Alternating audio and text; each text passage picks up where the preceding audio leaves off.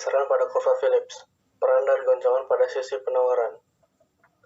Goncangan penawaran merupakan suatu peristiwa yang secara langsung mempengaruhi biaya produksi dari perusahaan dan juga harga yang ditetapkan, sehingga hal itu akan menggeser kurva penawaran secara agregat dalam perekonomian, dan hasilnya adalah kurva Phillips.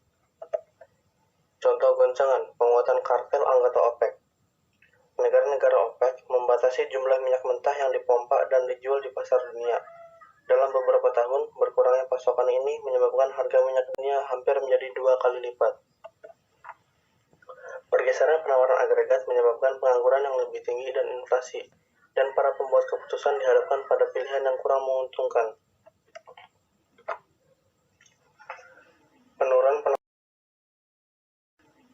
penawaran ini ditunjukkan oleh pergeseran kurva agregat ke kiri dari AS1 ke AS2. Keluaran produksi akan turun dari Y1 ke Y2, dan tingkat harga meningkat dari P1 ke P2. Kombinasi dari penurunan keluaran produksi dan kenaikan harga ini disebut sebagai stagflasi. Dikarenakan perusahaan membutuhkan tenaga kerja yang lebih sedikit untuk menghasilkan keluaran produksi yang lebih kecil, jumlah tenaga kerja akan berkurang dan pengangguran akan meningkat. Dikarenakan tingkat harga menjadi lebih tinggi, tingkat inflasi juga akan menjadi semakin tinggi. Dengan demikian, pergeseran penawaran agregat menyebabkan pengangguran yang lebih tinggi dan inflasi yang lebih tinggi. Trade-off jangka pendek antara inflasi dan pengangguran akan menggeser kurva Phillips ke arah kanan, dari PC1 ke PC2.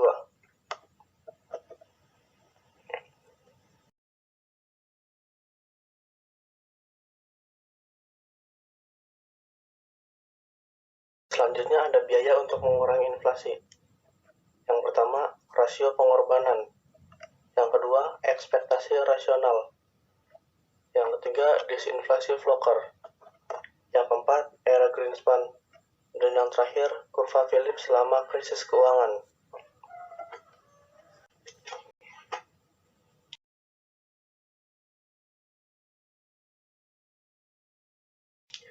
Yang pertama, rasio pengorbanan. Apabila sebuah negara ingin menurunkan inflasi, maka negara tersebut harus mempertahankan periode pengangguran tinggi dan keluaran produksi yang rendah. Banyak studi telah meneliti data mengenai inflasi dan pengangguran untuk memperkirakan biaya untuk mengurangi inflasi. Temuan dari studi ini seringkali dirangkum dalam sebuah variabel statistik yang disebut sebagai rasio pengorbanan. Rasio pengorbanan merupakan jumlah poin persentase keluaran produksi tahunan yang hilang dalam proses untuk mengurangi inflasi sebesar 1%. Perkiraan umum dari rasio pengorbanan adalah 5. Artinya, untuk setiap persentase poin pengurangan inflasi, 5% dari produksi tahunan harus dikorbankan dalam melakukan transisi tersebut. Berdasarkan penelitian mengenai kurva Phillips dan biaya disinflasi, bentuk-bentuk pengorbanan dapat dibayarkan dengan berbagai cara. Namun begitu, apapun jalur yang dipilih, mengurangi inflasi tampaknya tidak akan menjadi hal yang mudah.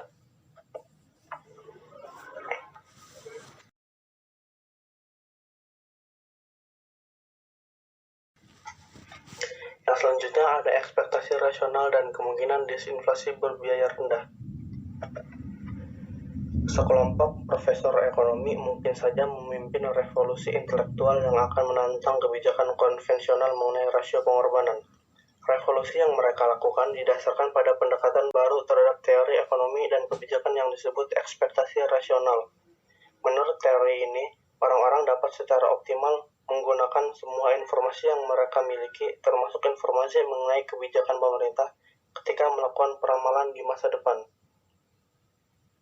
Para pendukung ekspektasi rasional yang terbangun melalui analisis Friedman Phelps berpendapat bahwa ketika kebijakan ekonomi berubah, masyarakat akan menyesuaikan ekspektasi inflasi mereka sesuai dengan kebijakan tersebut.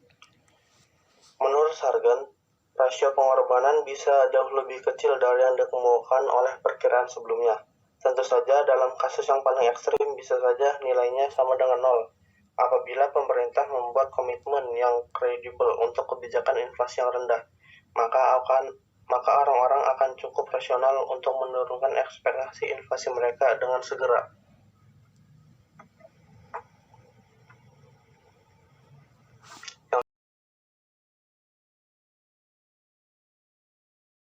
Selanjutnya, disinflasi Volcker. Sekelompok ekonom menawarkan estimasi dari rasio pengorbanan dan menyimpulkan bahwa untuk mengurangi inflasi akan terdapat biaya yang lebih besar dalam hal keluaran produksi yang hilang dan pengangguran yang tinggi. Peristiwa ini membantah kesimpulan kemungkinan disinflasi tanpa biaya seperti teori ekspektasi rasional. Beberapa ekonom menjawab ya, namun dua alasan untuk tidak menolak kesimpulan yakni, yang pertama, pembebanan yang tinggi tidak sesuai dengan perkiraan ekonom. Sebagian besar perkiraan rasio pengorbanan yang didasarkan pada disinflasi Volcker adalah lebih kecil dibandingkan estimasi-estimasi yang telah diperoleh dari data sebelumnya. Yang kedua, Volcker mengumumkan bahwa ia memiliki tujuan kebijakan moneter inflasi yang lebih rendah, tetapi banyak masyarakat yang tidak percaya. Hal ini menunjukkan bahwa para pembuat kebijakan tidak bisa mengandalkan bahwa masyarakat akan segera percaya kepada mereka ketika mengumumkan kebijakan disinflasi.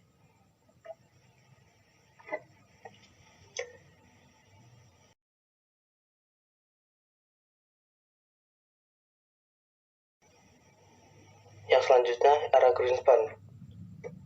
Tahun 1984 sampai tahun 2005 merupakan era Greenspan.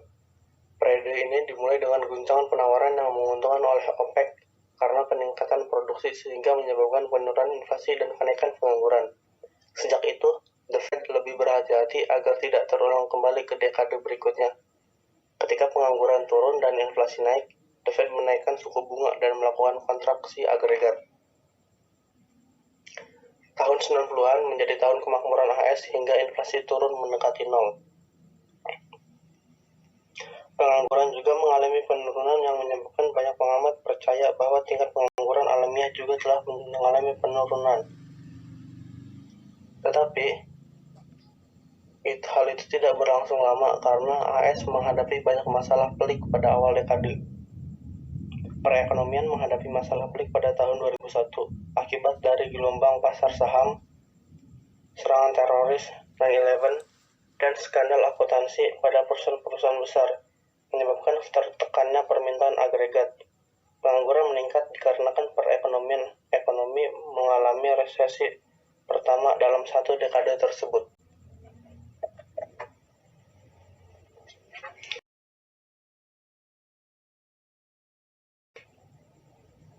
Yang selanjutnya, kurva Phillips selama krisis keuangan. Sejak tahun 1995 sampai 2006, pasar perumahan mengalami goncangan dan rata-rata harga rumah di AS mengalami goncangan karena peningkatan harga yang 2 kali lipat. Namun hal itu tidak berlangsung lama, karena pada tahun 2006 sampai 2009, harga rumah mengalami penurunan hingga 1/3-nya. Penurunan besar-besaran ini menyebabkan penurunan dalam kesejahteraan rumah tangga dan kesulitan yang dialami oleh banyak lembaga keuangan yang telah melakukan pertaruhan melalui pembelian sekuritas berbasis hipotek, bahwa harga rumah akan terus meningkat. Krisis keuangan mengakibatkan penurunan besar dalam permintaan agregat dan peningkatan tajam dalam pengangguran.